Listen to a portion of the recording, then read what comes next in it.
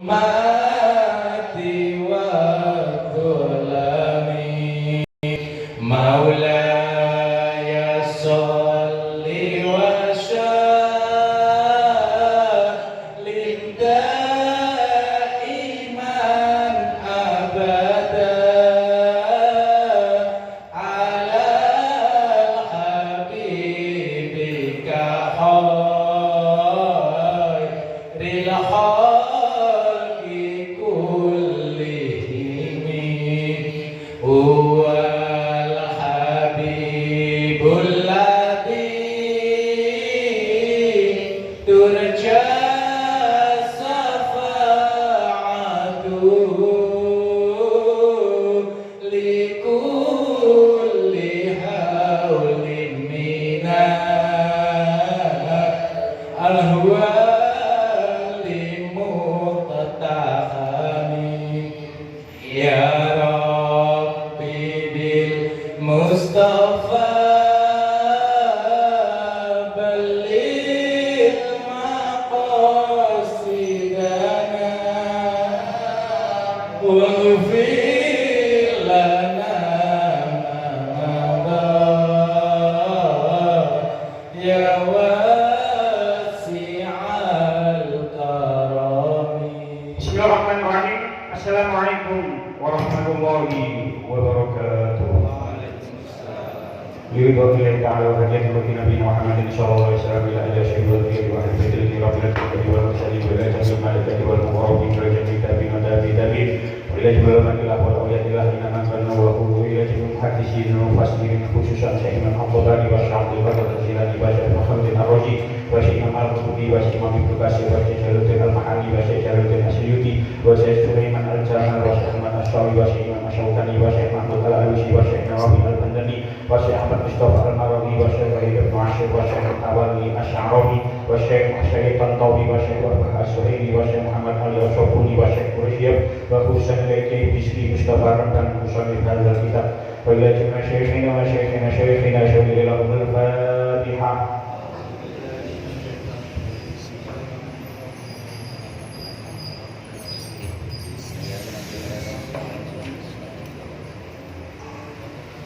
Bismillahirrahmanirrahim. Kita lanjutkan surah Al-Baqarah ayat tasik 209. Qala Allah Ta'ala fil Qur'anil Karim, A'udzu billahi minasy syaithanir rajim. Bismillahirrahmanirrahim. Wadda katsirun min ahlil kitab law yaruddunakum min ba'di imanikum kuffara hasadan min 'indi anfusihim min ba'di ma tabayyana lahumul haqq fa'fu wasfahu hatta ya'tiyallahu bi amrihi innallaha 'ala kulli syai'in qadir wa aqimus sholata wa atuz zakah wa ma tuqaddimu li anfusikum min khairin tajiduhu 'indallah innallaha bima ta'maluna basir. Wadda padha seneng sapa kasirun wong akeh min ahli kitab saking ahli kitab law yaruddunakum menawa bisa balekaken sapa kasir kum ing sira kabeh min ba'di imanikum saking sawise iman sira kabeh kufaron kali dadi kafir kabeh hasadan kono berengki min indi anfusihim kang timbul saking awak dhewe kasir min ba'di ma tabayyana saking sawise oleh mermelakaken lahum kedue kasir apa al-haqqu kebenaran fa'fu mongko ma'afa sira kabeh wasfahu lan ngapura sira kabeh hatta yaqiya hingga nekani sapa Allah bi amrihi kelawan pengendikane Allah innallaha satamani Allah ala kulli syai'in ing atase saben-saben perkara iku qadirun kuwasa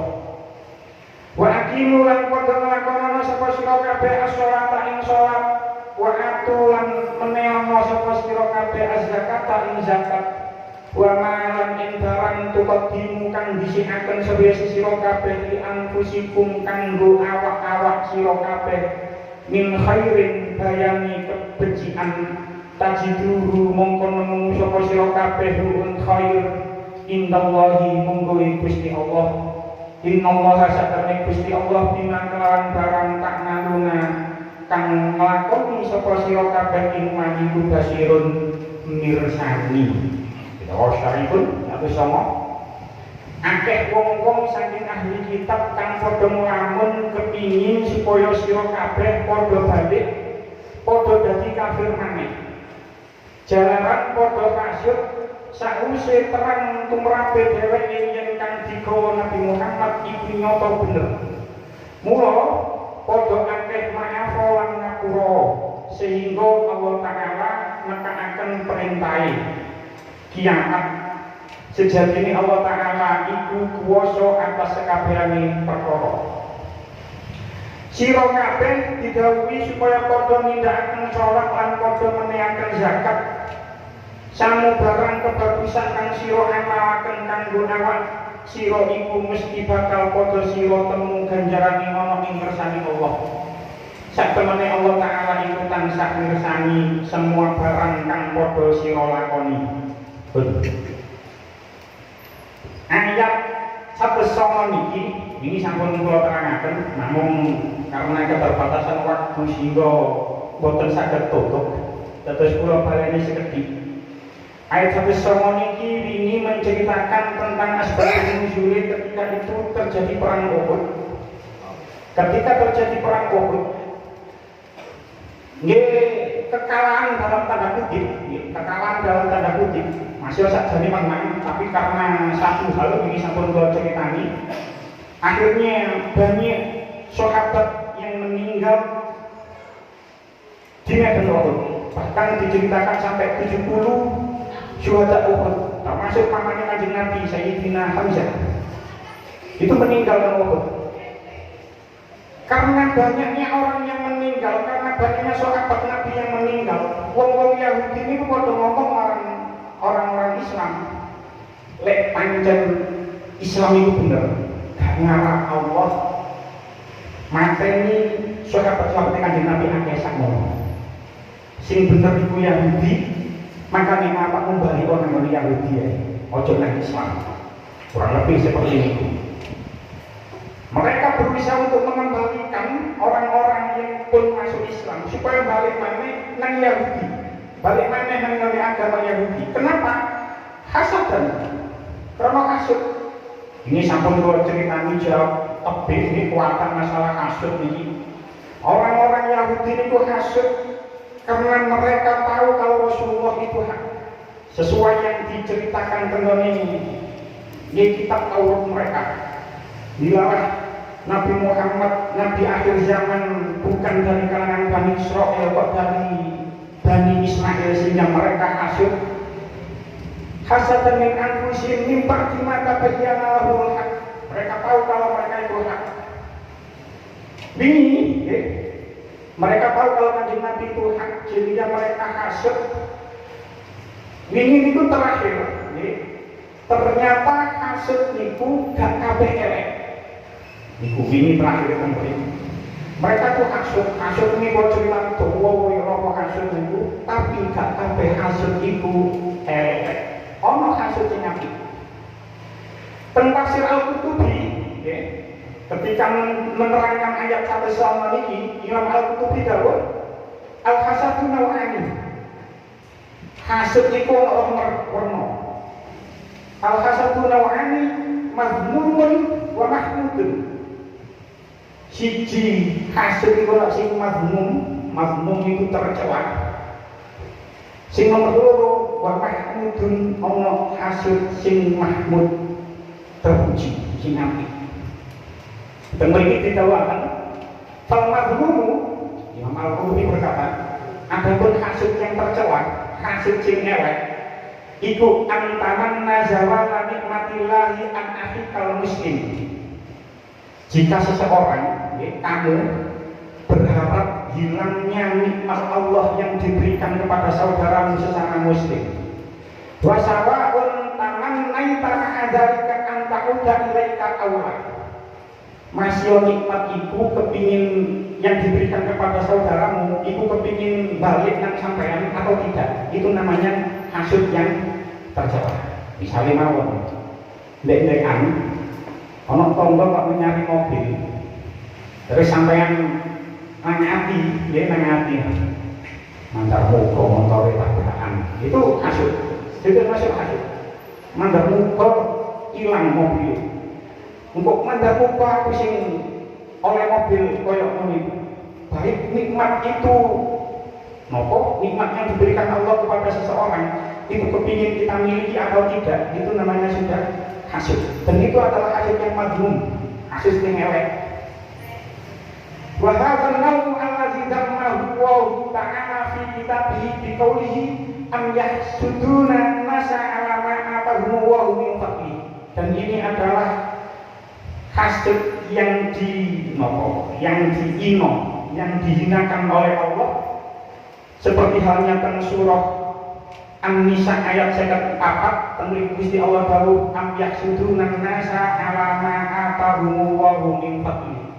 Apakah mereka dengki kepada manusia lantaran karunia yang telah Allah berikan kepadanya? Jadi segala hasud sing elek ya minuman baik. Ada seseorang yang diberi nikmat oleh Allah, terus ini kepingin memiliki nikmat itu atau tidak, itu sudah namanya hasud. Ono konco bojone ayu, terus awak dhewe iri iku jenenge hasud. Mugi-mugi bojone iku menilai pegatan tak rabine. Nah, itu termasuk hasud. Apa ono ngene iku? Itu termasuk hasud. Jadi baik nikmat yang diberikan kepada Allah itu kepingin kita miliki atau tidak, itu sudah termasuk hasud. Itu adalah hasud yang madhum, hasud yang jelek. Wa amal mahmud, adapun mahmud, maksudnya mahmud memiliki hasud sing mahmud, hasud yang terpuji. Dan memiliki dikatakan bahwa maja'a fi sahihil hadis min qawlihi sallallahu alaihi wasallam. Enten tentang sebuah hadis, hadisnya sahih. Hadisnya sahih. Kalau tinggali teng Sahih Bukhari, juz 3 hadis nomor 5000 selawi. Kalau tinggali teman-teman baca. Jadi hadisnya muttafaqun alaih. Diriwayatkan oleh Imam Bukhari, diriwayatkan oleh Imam Muslim, dicatat teng Sahih Bukhari, dicatat teng Sahih Muslim. Teng Sahih Bukhari juz 3 hadis nomor 5000 selawi, teng Sahih Muslim juz 1 hadis nomor 815. Kalau tinggal teman-teman baca ini. Tentu Kanjeng Nabi dawuh, la hasada illa fi isnain. Tidak diperbolehkan hasud kecuali pada dua hal. La hasada illa fi isnain. Tidak boleh hasud kecuali pada dua hal. Napa? Siji, rajulun atahu Allahu al-Qur'ana fa huwa yaqumu bihi ana al-laili wa ana an-nahar. Siji, hasud pada seseorang yang dikaruniai Allah berupa Al-Qur'an dan dia membaca Al-Qur'an itu siang dan malam. Lah ana wong hasud terhadap orang seperti ini termasuk hasud yang terpuji. Ana wong penggawean itu maca Quran, kapan bengi maca Quran terus awak dipikiri delok wong kaya ngono itu adalah hasud yang terpuji. Wa rajulun atahu wa humalan fa huwa yunfiquhu ana al-laili wa ana an-nahar. Ataupun yang kedua, hasud kepada seseorang yang mana seseorang itu yang menginfakkan hartanya setiap hari, setiap malam. Ono wong iso kopi, terus amale wae, sedekah wae, terus sampeyan iri karo wong kaya ngoten niku mboten apa-apa. Kapan dia mengaku iso sugih kaya ngono, terus ahli sedekah kaya ngono iku. Hasud sing kaya ngoten niku terus Imam Al-Qurtubi wa hadzal hasadu ma'nahu al-ghibtah. Hasud sing kaya ngono iku jenenge al-ghibtah. Ghibtah niku kula tingali maknane cemburu. Jadi kita cemburu ndelok wong sing kaya ngoten amale.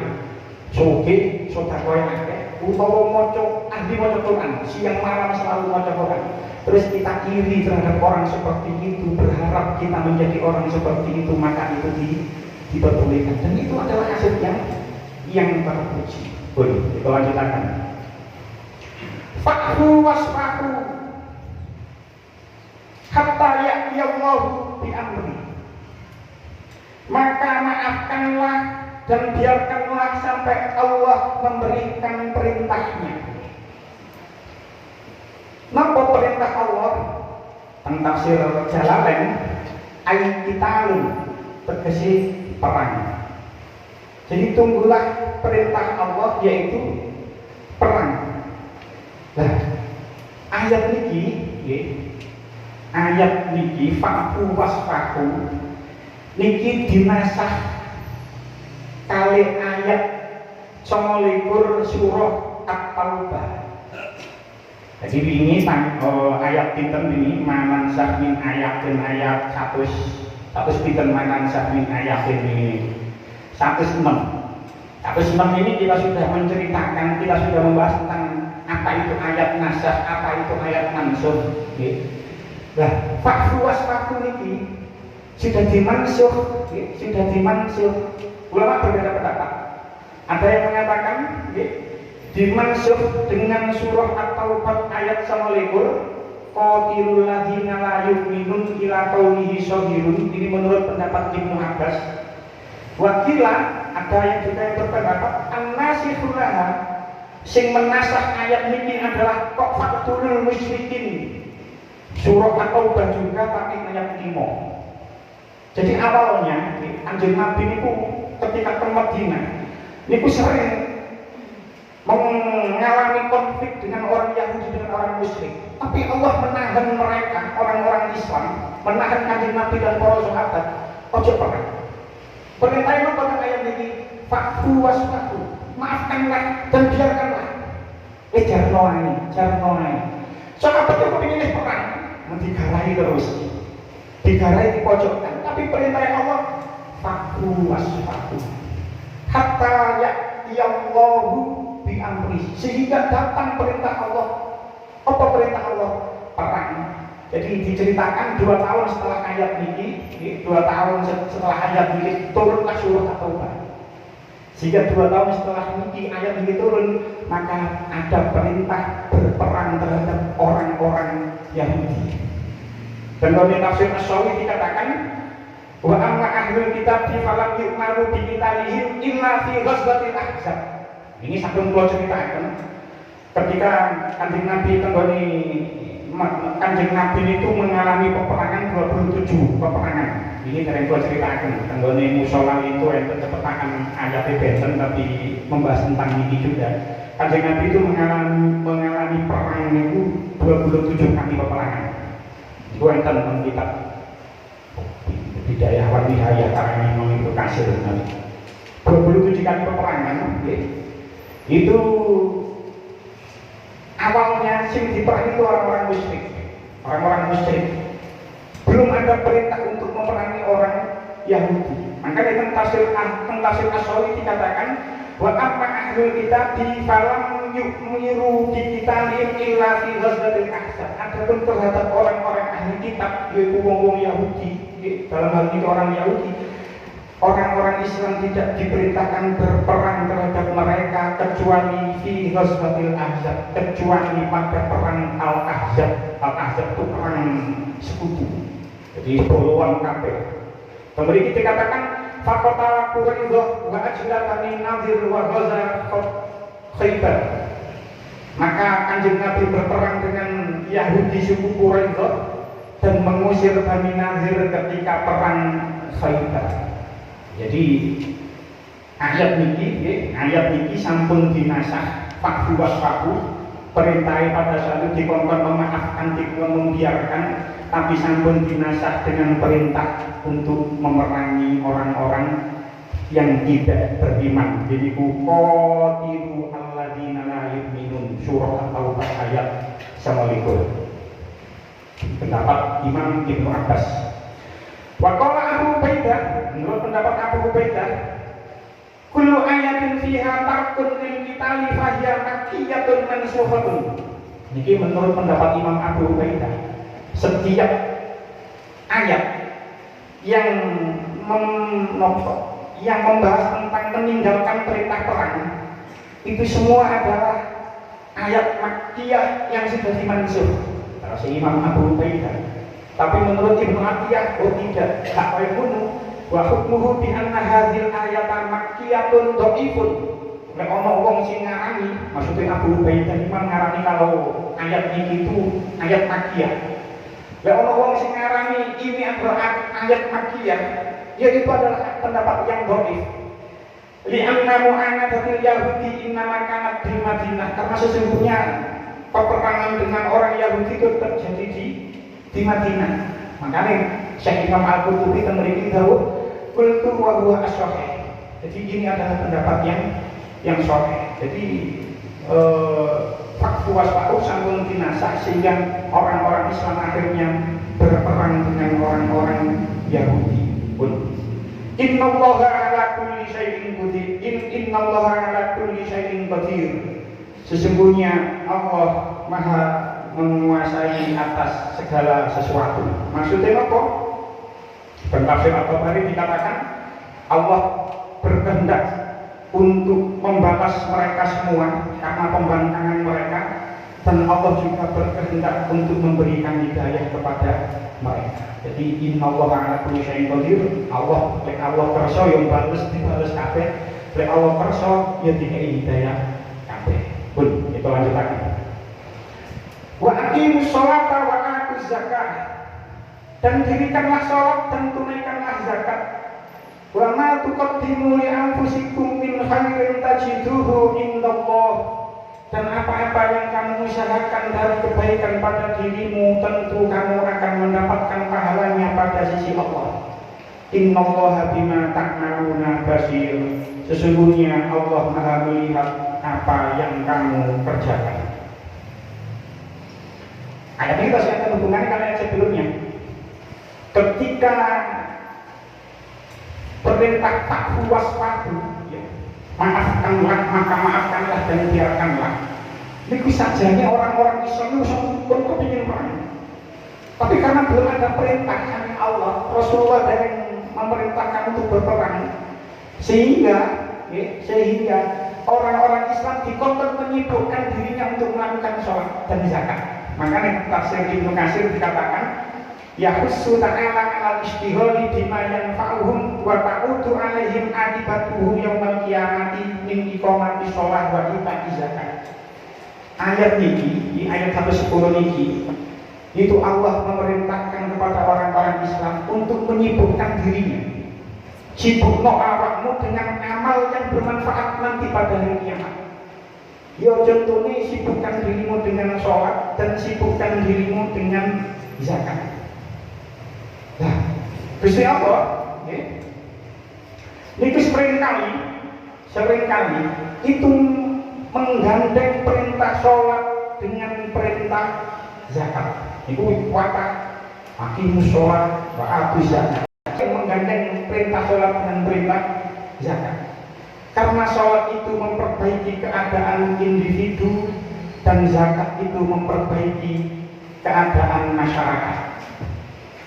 Tafsir Asy-Sya'rawi dikatakan segala jenis ibadah yang diwajibkan terhadap orang Islam niku la tatlubu illa waqtan minaz zamani wa qalilan minal fi'li.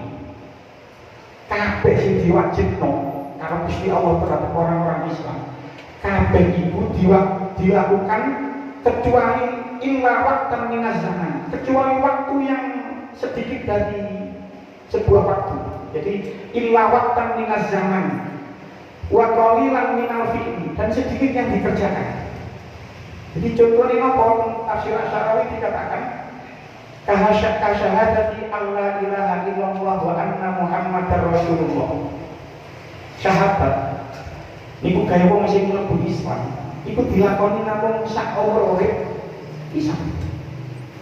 Damel kula panjenengan sing cilik Islam wis gak perlu syahadat, wis cilik wis Islam, wis gak perlu syahadat. Tapi kalau orang mu'alaf syahadat itu syakumur bisa. Wahita zakat. Zakat itu dilakoni namun setahun bisa. Setahun zakat namun bisa toh.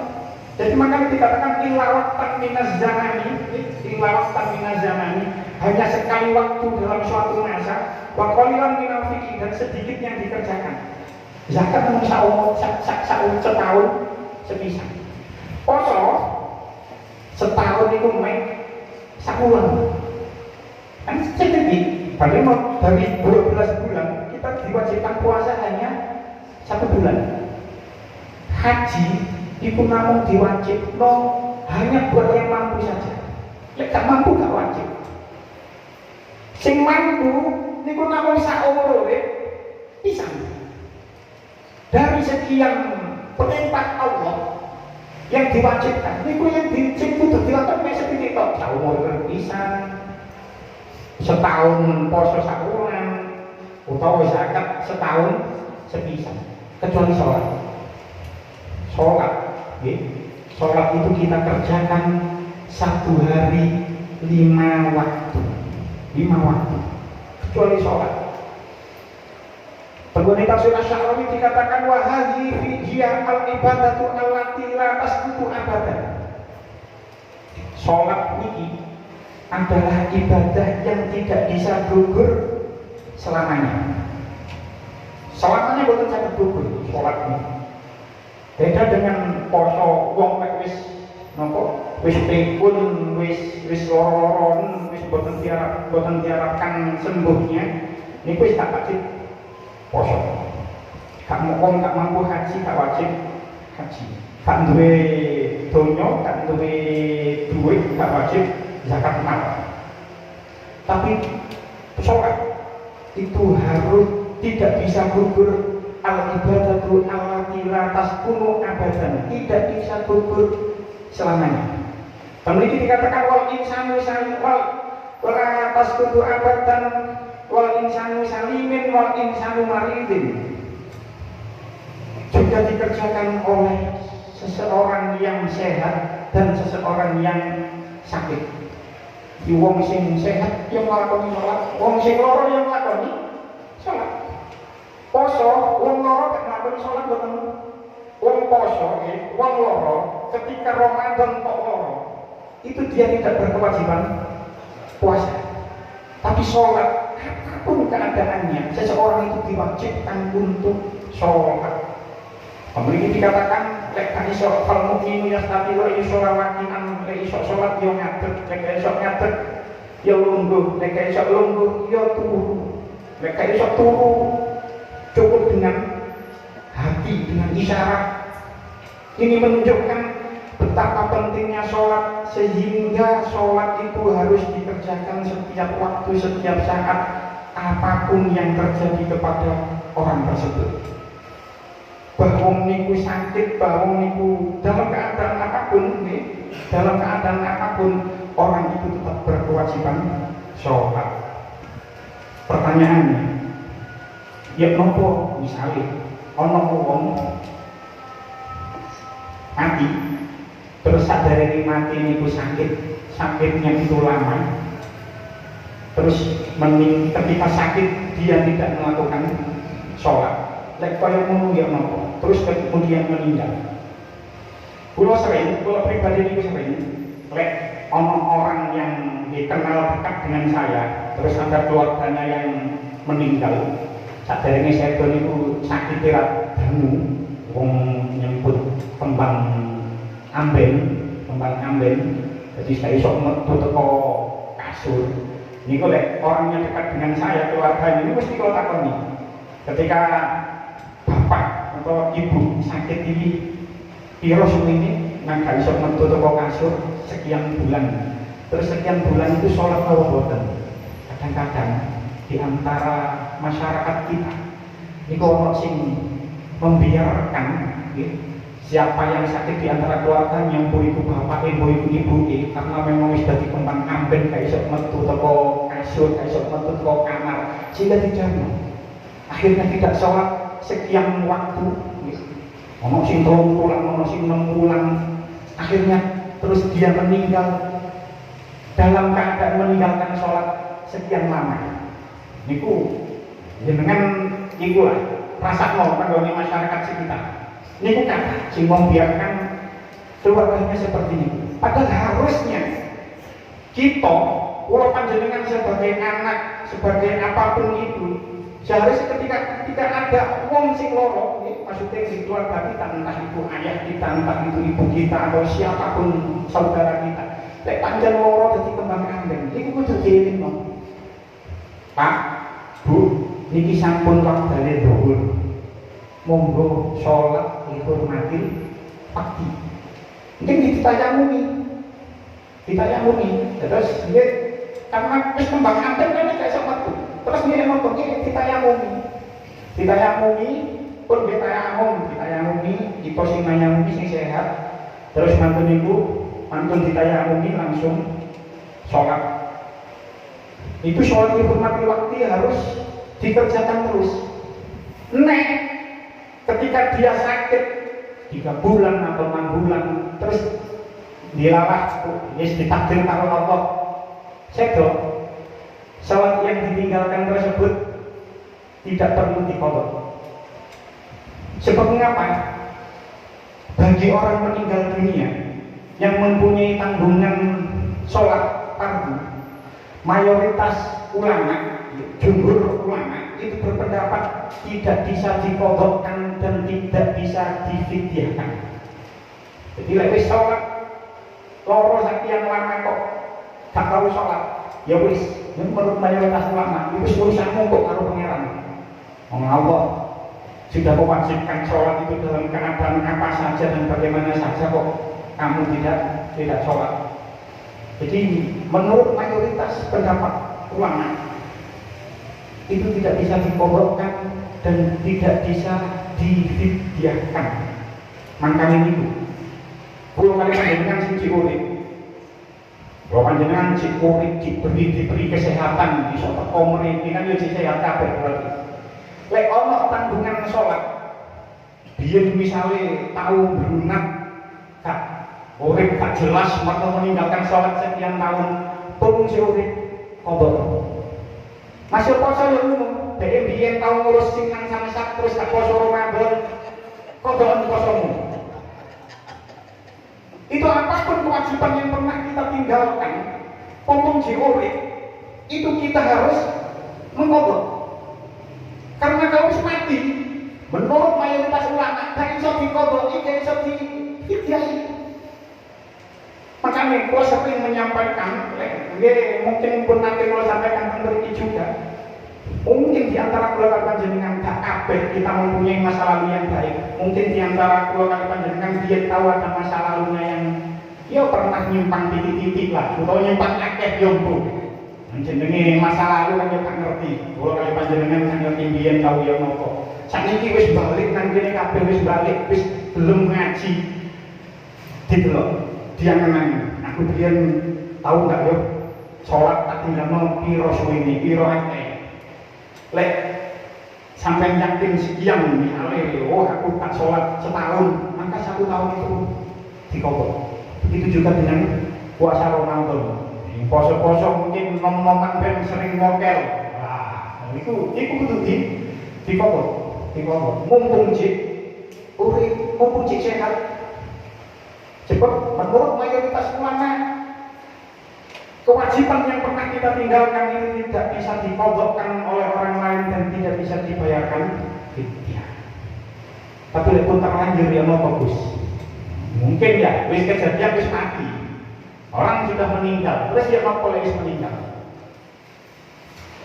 Teng kitab I'anatul Thalibin juz 1 halaman 33, lho waca teman-teman. Teng mriku dikatakan faidatun man mata wa alaihi sholatun ala qadha ala fidyata. Ada nggih faidah. Sabane wong sing mati dan dia meninggalkan kewajiban sholat, waktu sholat, maka tidak ada qadha dan tidak ada fidyah. Itu menurut pendapat mayoritas ulama. Tapi pun terlanjur wong wis mati Dia omannya wong wis mati. Terus mantan itu ketika dia sebelum meninggal itu misalkan nang sakit, misalkan sakit dari kembang ampel katakan 6 bulan dan kalau baru setahun yang lalu jujur hati wong kaya ngoten niku sakit mengulang keluarganya sakit 6 bulan selama 6 bulan tidak pernah sholat sama sekali. Maka lanjutani keterangan niku wau wa fi qaulin kacangki mustahidin annaha tuddo anhu bi khabari Bukhari wa ghairihi. Menurut sebuah pendapat dan ini kacangki mustahidin seperti halnya sekelompok mustahid, sesungguhnya sholat itu bisa dipotong.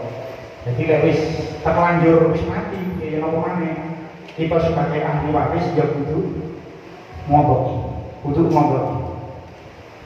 Wal summa ikhtarahu jam'un min a'immatina. Kemudian imam-imam kita tentang penggoli anak Thalibin itu memilih pendapat ini. Wa fa'ala bi as-Subki an ba'di aqaribi, dan ini juga dilakukan oleh Imam as-Subki terhadap sebagian kerabatnya. Jadi kerabatnya orang sing mati terus meninggalkan sholat, ada yang meninggalkan sholat terus dikalon. Mungkin di antara kalau panjenengan mungkin ada yang sing semerak, kula niki nggak ada bibit kula nggak ada bojo, pengasuh Darul Falah akun sedo, Yai Iskandar Umar. Kula tahu betul Yai Iskandar niki yai temenan, alim, ahli wirid, ahli sembuhan alim, alimnya luar biasa. Ibu betul pernah meninggalkan sholat sama sekali. Tapi ketika beliau sedo, menjelang sedo, dia itu berwasiat, tolong aku kodokno sholatku 5 waktu. Jadi ketika Nabi meninggal, dereng di sholat di jenazah, niku semua santrinya itu ngobrol sholatnya almarhumnya Iskandar. Padahal beliau tidak pernah meninggalkan sholat, tapi sebagai bentuk ikhtiar, sebagai bentuk kehati-hatian, beliau berpesan seperti itu. Jadi boleh, jadi terlanjur ya omongannya. Tapi ini dia Iskandar bukan meninggalkan sholat sama sekali, bukan meninggalkan sholat sama sekali. Ketika sakit, kalau tahu sendiri saat sholat itu dipopong kali-kali oleh santri-santri. Tidak pernah meninggalkan sholat sama sekali, tapi beliau masih tetap berwasiat kepada santri-santrinya untuk mengkodokkan sholatnya. Sing maksud kalau ini sing gak tau ninggalno sholat lain ngobok berwasiat untuk mengkodokkan sholat.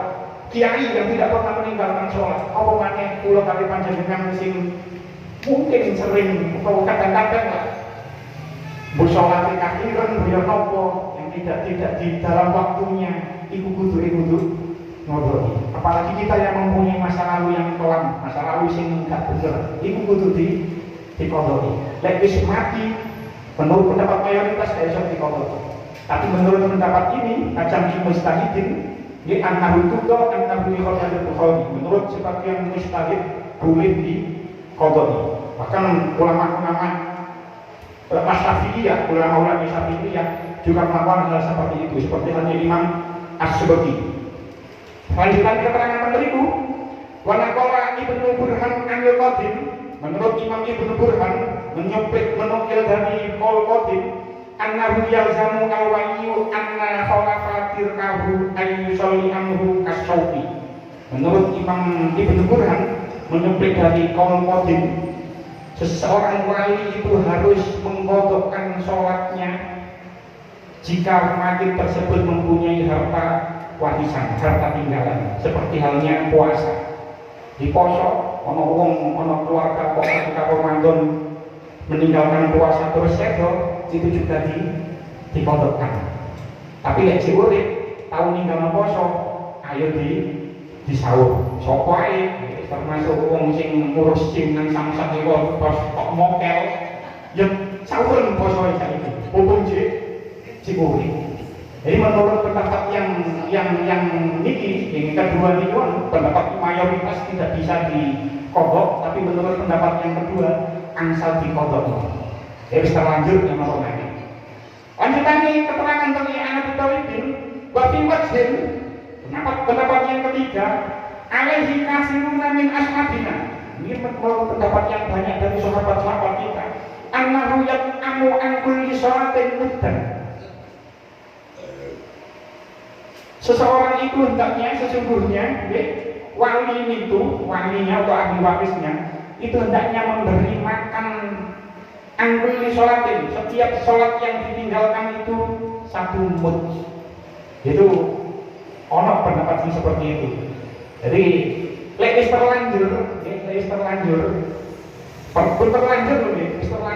termasuk pulau nih kok kita akan rencang sekian mengalami hal yang seperti ini. Ibu boten sholat selama 6 bulan, terus keluarganya itu di abangan.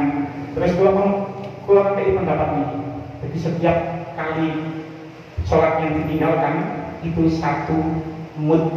Mungkin sampai takon piro ukuran mud. Kalau sering menyampaikan memang dulu itu tidak ada ukuran seperti sekarang. Ya, sampai buka itu dia uang berbeda pendapat. Tapi lek pulau gaya enteng-entengan urus dua simpel.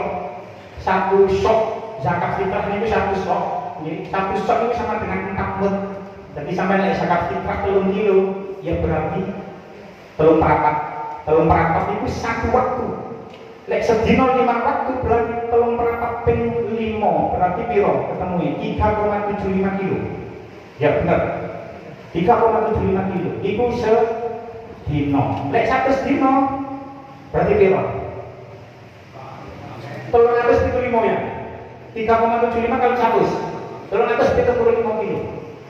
Oh, iya 1 sedino nggih. 1 sedino 375. Sampai 1 sholat kan 1 mud. 1 mud itu 750 gram. Kalkulator. 750 gram kali 5, 3,75. Benar kan? Itu 1 hari itu 3,75 kilo. Lek 1 sedino berarti 375 kilo. Itu lek 1 sedino padahal lek 3 bulan. Lek 6 bulan 375 ping loro berarti piro? 750 kilo. Tapi dia punya harta tinggalan. Kirangan dilampahi, kirangan boten kirangan. Tapi ini ada kode duno dasarnya. Ini anak Tolibin juz 1 halaman 33. Kode duno. Cuman kalau pernah mendapatkan cerita ini gua bukan mendengarkan langsung, cuman pernah mendapatkan cerita. Enten seseorang, seorang yang kiai, kalau bukan sebut kiai ini. Cuman kalau anak-anak iya bisa ya bener. Kiai ini gak ada santri kata, enten yang sowan. Cuman kalau bukan kepir langsung di sing sowan, terus kalau asal cerita dari 2 orang di atas saya, terus tolong tahu, ya sampai saja ini disambung ya, enten sangat. Jadi enten yang sowan yang kiai menceritakan kalau ibunya ini boten sholat sekian bulan, terus kiai ini ngitung, mantun niku di total, mari ini yotro ini ditupasno beras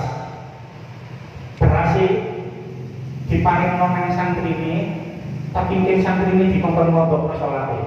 Kalau menanyakan, iya bisa ya ngobok. Jadi fidyah itu kan untuk fakir miskin. Dari santri kan bukan kerja, santri kan bukan pondok, kan tak kerja itu termasuk fakir miskin. Kalau menanyakan, iya ya bisa ya. Jadi beras itu kan dikatakan nang santri sebagai fidyahnya mayit, sing ninggalno sholat. Terus ambek wong sing nrimo beras, dijaluki tulung supaya ngobokno sholate. Itu iya masuk. Jadi sakit kaya ngono. Jadi itu fidyah sekaligus sebagai kodok. Soalnya sing dikei fidyah bukan dikongkon, dijaluki tulung supaya mengkodokkan. Tapi sebenarnya pendapat kaya ngene iki hendaknya dijadikan solusi terakhir. Ojo dibadekno cekelan Jangan. Lek didana cemilan utama, wong akhirnya ngremehno. Misalnya wong sugih, dunyane akeh, alah aku tak sholat, wong 100 dina, 375 kilo ae. Apa angel kaya aku? Mungkin wong sugih lho nggih. Wong sugih. Jadi pendapat seperti ini jangan dijadikan pegangan utama. Iki jadikan solusi terakhir. Lek wis mati ya siapa maneh wong wis mati. Tapi lek dia urip, ini pendapat yang pertama. Pendapat yang pertama dan ini adalah pendapat mayoritas ulama.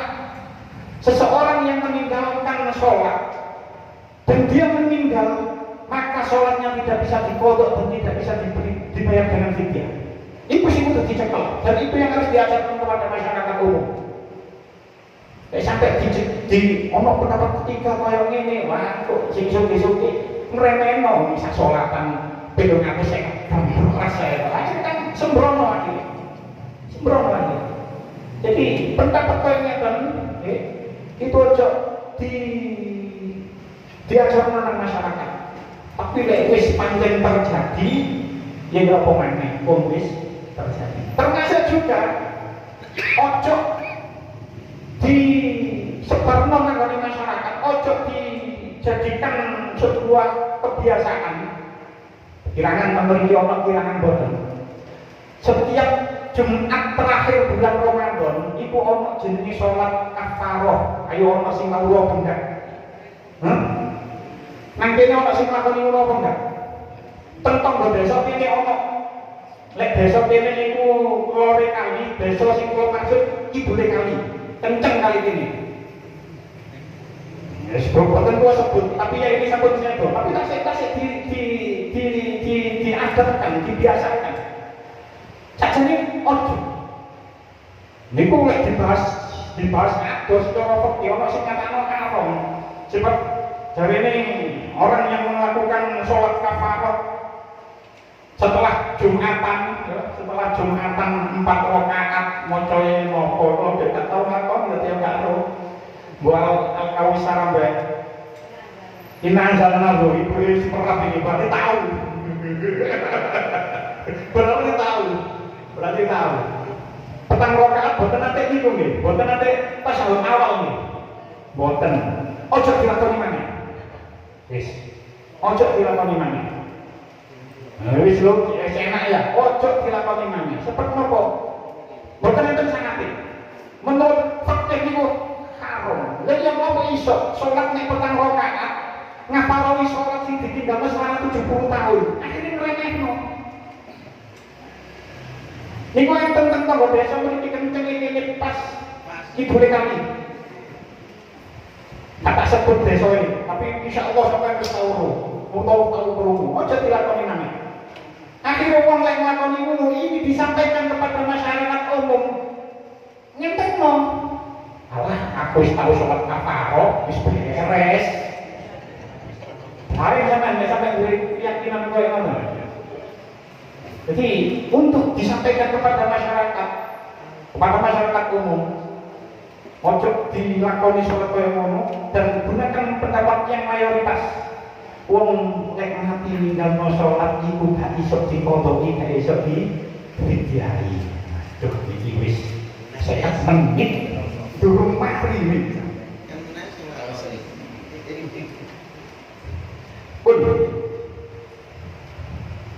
Nabi tentang tafsir Asy-Syarawi dikatakan Kanjeng Nabi niku walidzalika kana Rasulullah sallallahu alaihi wasallam idza hazabu amrun shalla.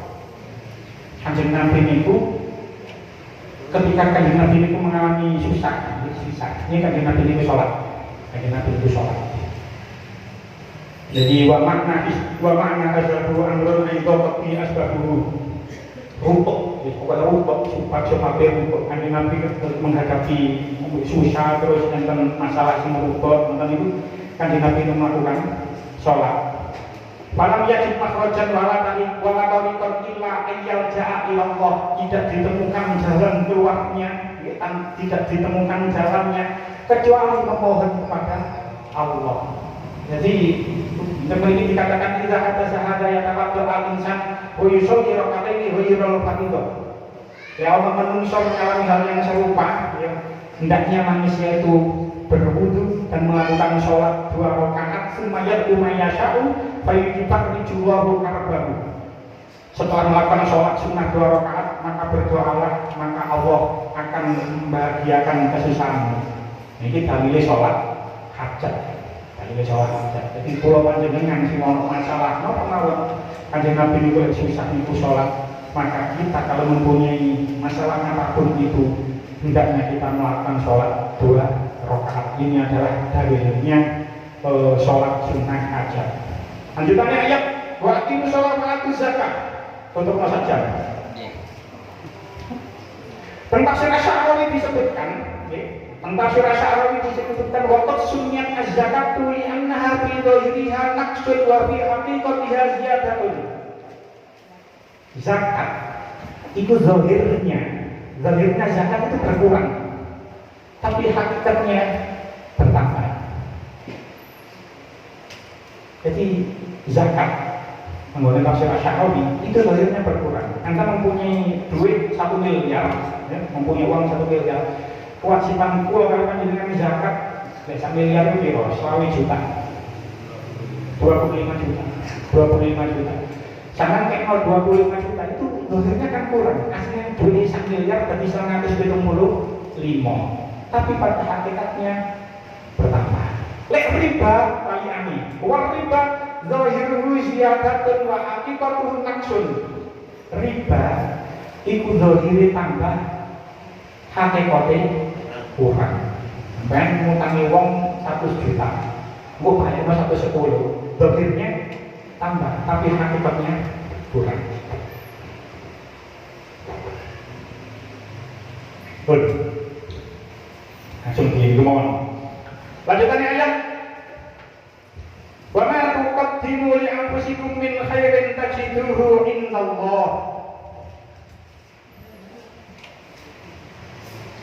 Wa ma tuqaddimu li anfusikum min khairin tajiduhu indallah, dan apa-apa yang kamu usahakan dari kebaikan pada dirimu tentu kamu akan mendapatkan pahalanya pada sisi Allah. Maksudnya ayatnya memang segala perbuatan baik yang kita kerjakan, segala perbuatan baik yang kita kerjakan itu kita akan menemukan pahalanya, kita akan mendapatkan pahalanya.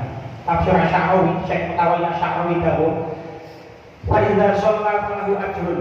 Ketika seseorang sholat maka dia akan mendapatkan pahala. Wa idza zakata falahu ajrun. Ketika seseorang melakukan zakat, orang itu akan mendapatkan pahala. Wa idza tasaddaqa, sedekah dia oleh pahala. Wa idza shoma falahu ajrun.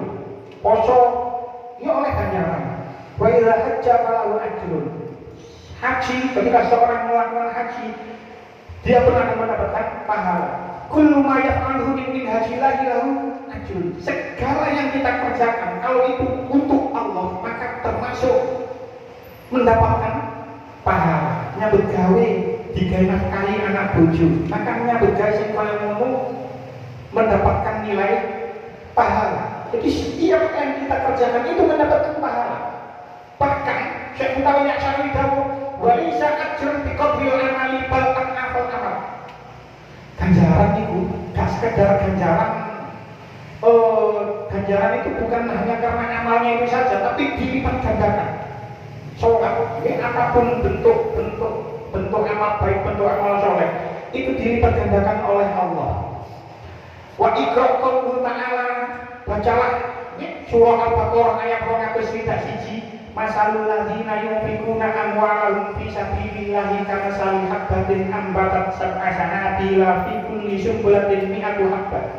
Perumpamaan orang-orang yang menginfakkan hartanya di jalan Allah itu seperti sebutir biji yang menumbuhkan 7 tangkai. Setiap tangkai ada 100 biji.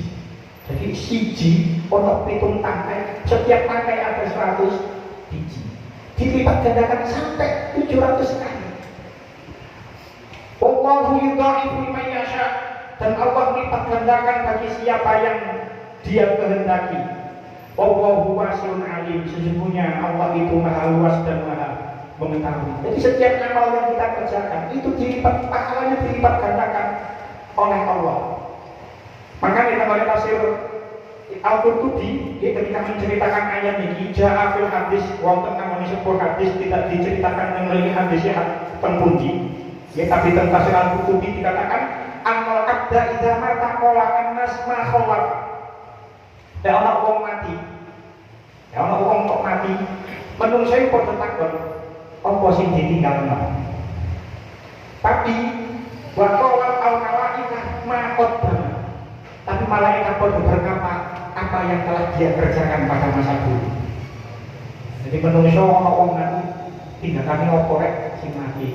Menungso mengatakan seperti itu, tapi malaikat mengatakan makot apa sing dikerjakan dia. Kan ada riwayat ini sangat masyhur, riwayat ini sangat masyhur. Tentang Syekh Al-Qurtubi juga dikatakan wajah anak Umar bin Khattab radhiyallahu anhu. Diriwayatkan Sayyidina Umar bin Khattab ini annahu marra baqi al-gharqa. Sayyidina Umar lewat nanggone kuburan Baqi. Lek sing mari haji pasti tahu mlebu Baqi ta boten? Mboten. Pasti teng Baqi. Jejer kali Masjid Nabawi. Niku Sayyidina Umar itu sanjang kanggone apa penjero kuburan. Sanjane kaya ngeten. Faqala assalamualaikum ahlal kubur. Assalamualaikum wahai penduduk kubur. Akhbaru ma indana. Saya mengabarkan, kita mempunyai kabar anna nisa'akum qad tazawwajna. Sesungguhnya istri-istrimu telah menikah lagi. Sampai sing lanang-lanang ini sampai nek mati di sini, durung sampai durung karuan bojo sampean gak rabi maneh. Kan Sayyidina Umar ndika kaya ngono, nang kuburan iki ndika kaya ngono. Anna nisa'akum qad tazawwajna. Bojo-bojomu kabeh wis rabi maneh. Jadi lek iso nggih gawe bapak-bapak. Lek iso iku pesen nang bojo iki. Dik, meneh aku mati di sini aja rabi maneh kok. Itu kok sing ngono. Soale lek sampai rabi maneh, engko sampean nang ngene akhirat, bojo sampean wis rabi maneh, engko sampean nang akhirat to. Tole koyo kudu sing gak rabi maneh mati bareng ngono. Duda-duda sing rabi, duda sing mati, gak rabi maneh, gak mati dalam keadaan duda.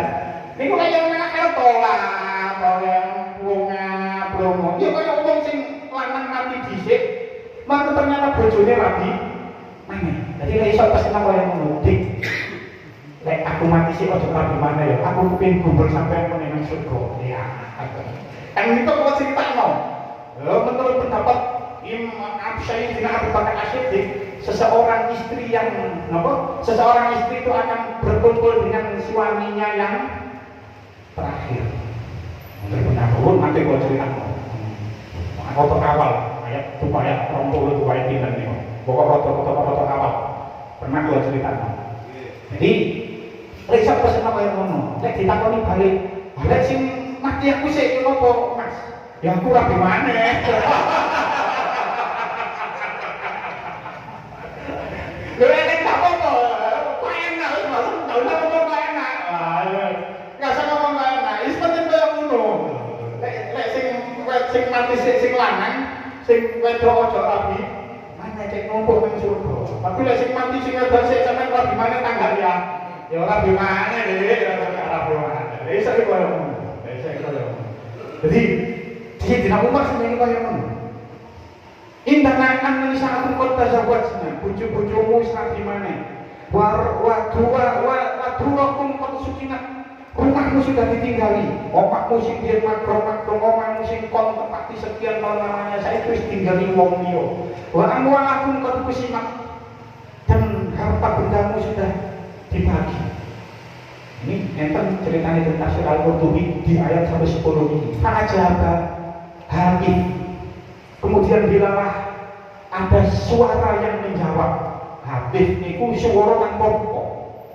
Jadi ini Sayyidina Umar, Sayyidina Umar, orang terbaik kedua setelah Rasulullah.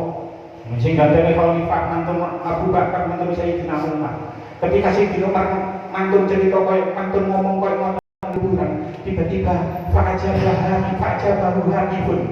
Ada sebuah suara yang menjawab kabarnya Umar bin Khattab. Ya benar Khattab, akhbaru ma'indana annama qattalnahu wa jadnahu. Terus hatif niku man, terus hatif suara sing jawab niku man. Wahai Umar bin Khattab, kabar yang kami miliki adalah apa yang kami kerjakan telah kami temukan.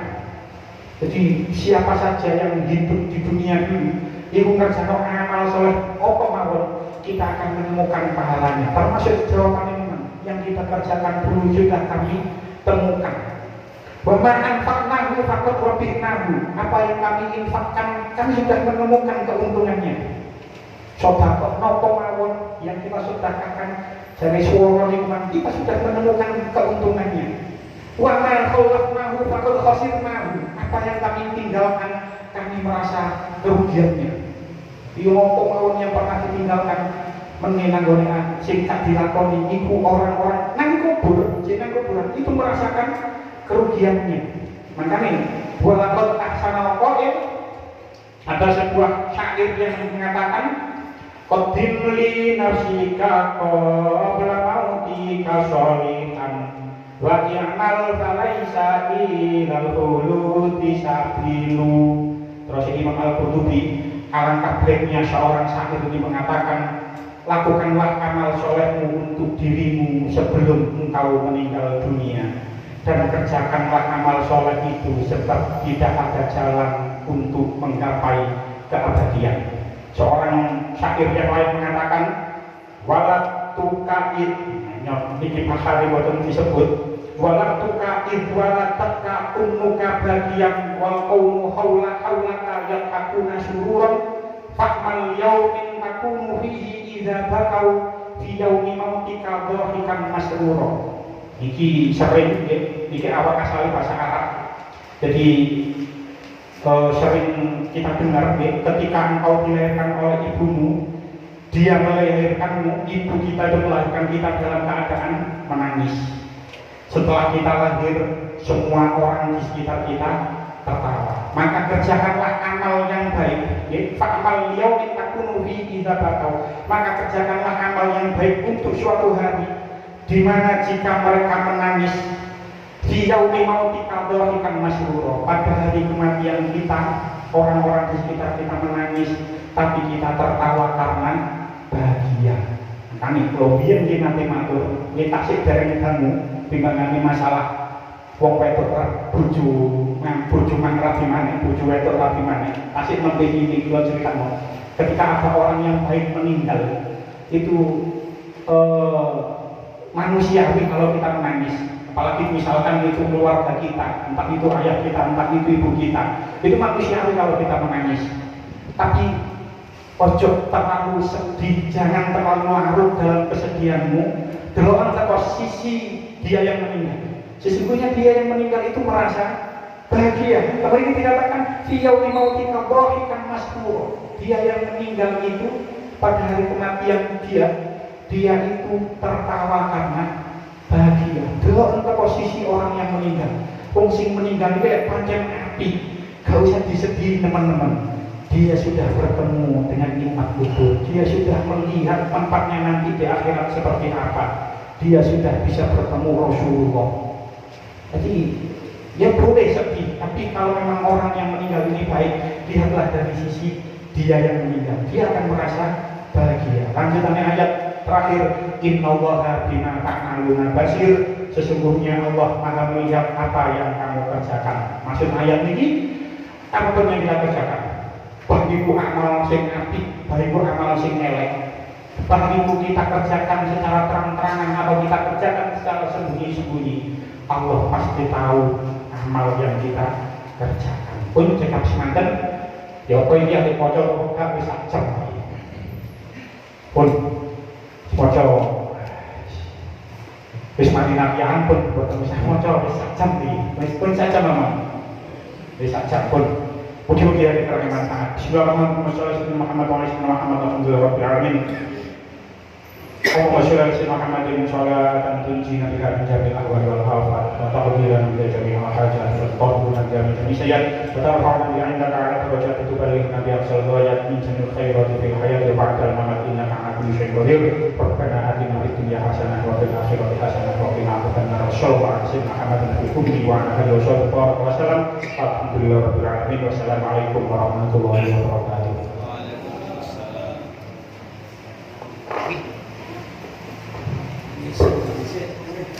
Ini